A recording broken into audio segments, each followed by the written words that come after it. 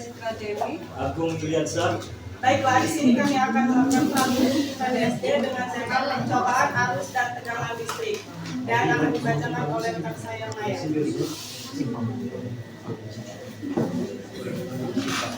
Pencobaan arus dan tegangan listrik. A. Tujuan 1. Menjelaskan aliran arus dalam suatu rangkaian listrik. 2. Menjelaskan pengaruh tegangan terhadap suatu rangkaian. Setiap benda mempunyai ribuan muatan listrik. Muatan listrik ada dua macam, yaitu muatan positif dan muatan negatif. Benda dengan jumlah proton dan elektron sama disebut benda netral. Ada pula benda bermuatan positif maupun negatif. Benda bermuatan positif jika jumlah proton lebih banyak daripada elektron. Benda bermuatan negatif jika jumlah elektron lebih banyak daripada proton.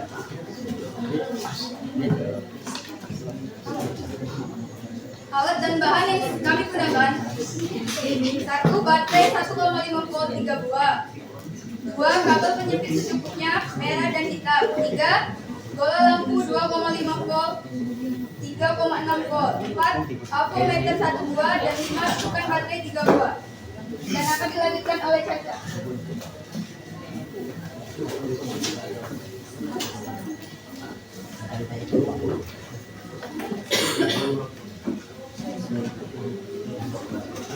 Teman-teman, langsung saja percobaan cara kerja pada arus listrik. Yang pertama, kita susun 3 baterai secara seri.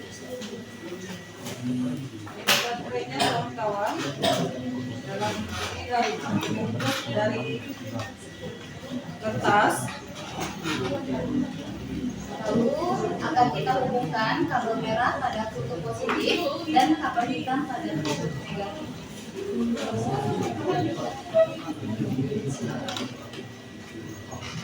Salah satu ujung kabel merah dan hitam yang telah terpasang bola lampu akan dipilih salah satu dari bola lampu 2,5 volt dan 3,6 volt.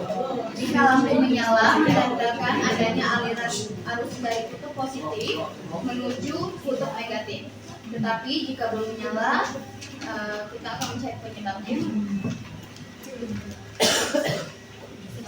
Dan dasarnya arus listrik yang mengalir dalam rangkaian dapat menggunakan amperemeter yang dipasang secara seri.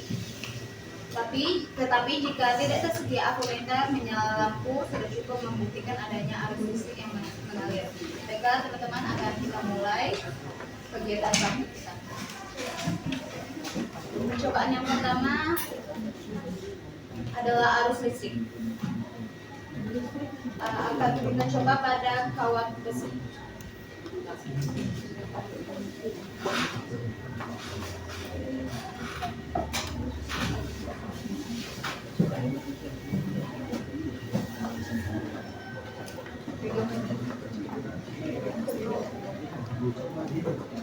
Baik teman-teman, kawat besi memiliki mengandung konduktor.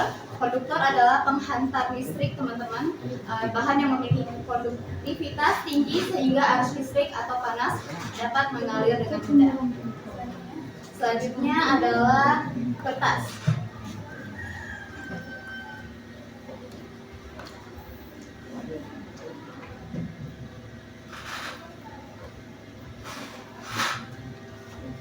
Kertas tidak bisa menghidupkan listrik karena bersifat isolator, dan isolator adalah penghambat. Isolator bahan yang sulit atau tidak bisa menghantarkan listrik maupun panas. Selanjutnya kita akan mencoba pada kawat tembaga.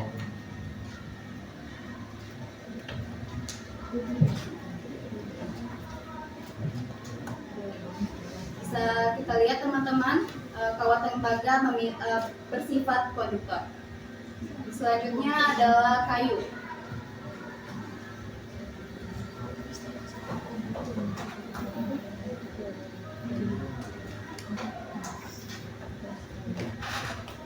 Teman-teman, di sini kita lihat kayu tidak memiliki penghantar listrik atau bersifat isolator. Selanjutnya kita akan menggunakan ujung pensil.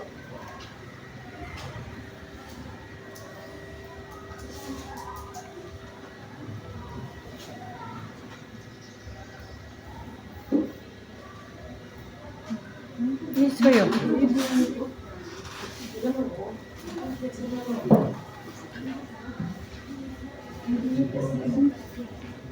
Teman-teman, kita bisa lihat pensil bersifat konduktor. Mengapa? Karena inti pensil terbuat dari grafit atau karbon yang merupakan penghantar listrik. Elektron bebasnya dalam struktur grafit dapat bergerak ketika diberi arus, karena itu pensil dapat berfungsi sebagai konduktor atau elektroda sederhana. Selanjutnya adalah penghapus karet.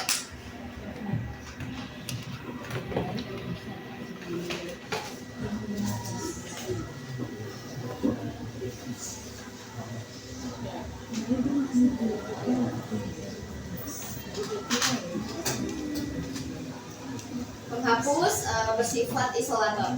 Selanjutnya adalah sendok perak.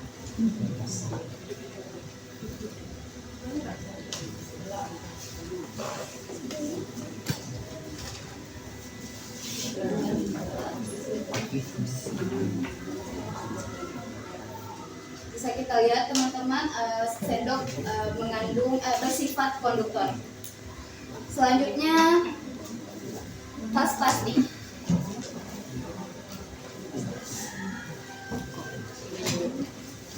Kita akan lihat apakah dia bisa menyalakan listrik. Tidak ya teman-teman, karena tas plastik bersifat isolator. Selanjutnya kita akan beralih ke air keran.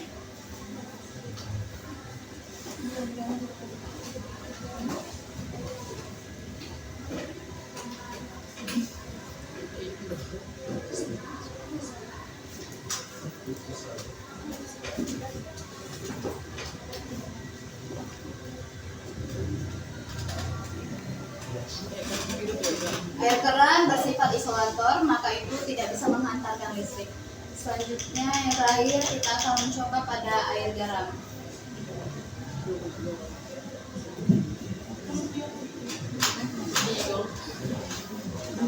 Bisa kita lihat teman-teman, air garam bersifat konduktor karena air garam menghantarkan listrik karena garam atau NaCl yang larut dalam air terurai menjadi ion bebas, yaitu ion natrium dan ion klorida.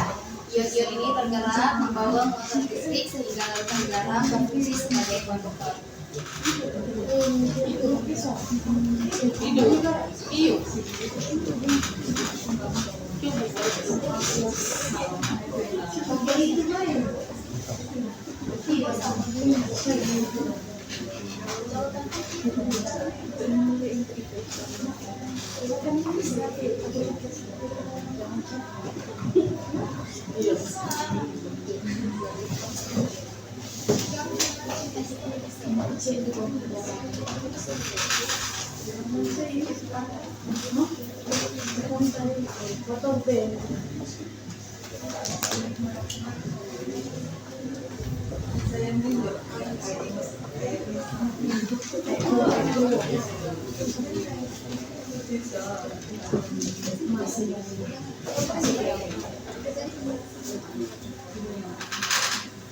Baik teman-teman, kita akan lanjut pada percobaan kedua, yaitu tegangan listrik.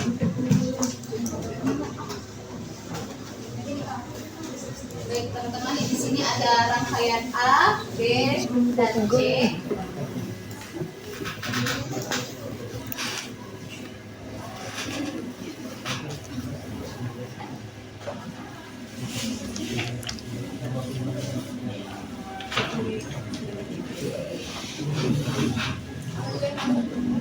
Daripada rangkaian A, jika saklar ditutup maka lampu tidak menyala karena kutub negatif pada baterai tidak terhubung pada kabel atau tidak adanya tegangan listrik.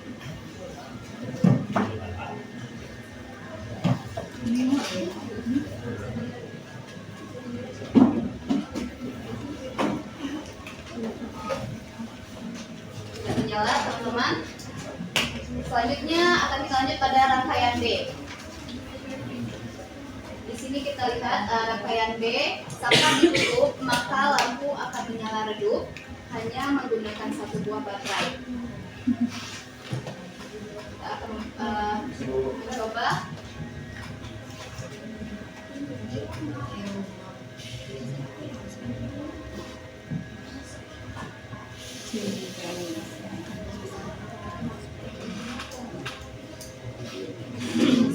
lihat hanya menggunakan satu buah baterai tetapi tegangan listriknya sedikit atau lampunya sangat redup. Selanjutnya akan kita coba pada rangkaian C. Di sini kita akan menggunakan dua baterai dan pastinya muatan listriknya juga lebih besar.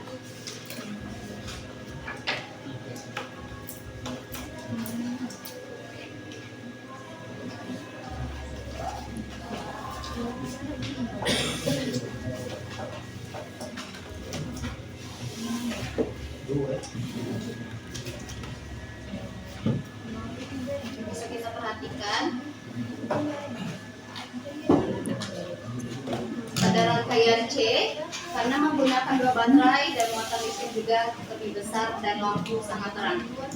Begitu juga jika rangkaian menggunakan 3 buah baterai, maka nyala lampu akan sangat terang karena muatan listrik juga sangat besar.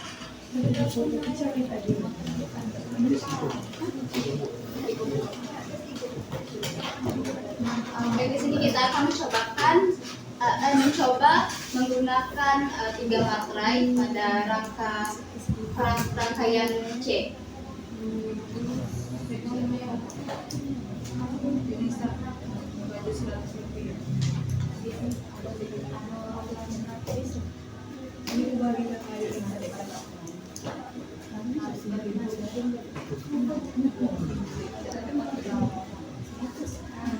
Baik, di sini teman-teman kita bisa lihat bola lampu bersinar dan menyala karena arus listrik sangat besar.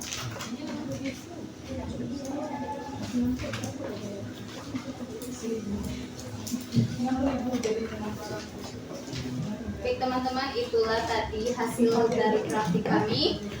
Kesimpulannya dari kegiatan praktik kami di depan ini adalah besarnya arus listrik selalu berbanding lurus dengan besarnya tegangan listrik dan berbanding terbalik dengan besarnya hambatan.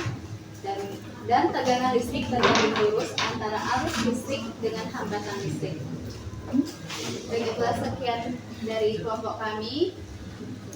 Kami ucapkan terima kasih. Wassalamualaikum warahmatullahi wabarakatuh. Waalaikumsalam warahmatullahi wabarakatuh.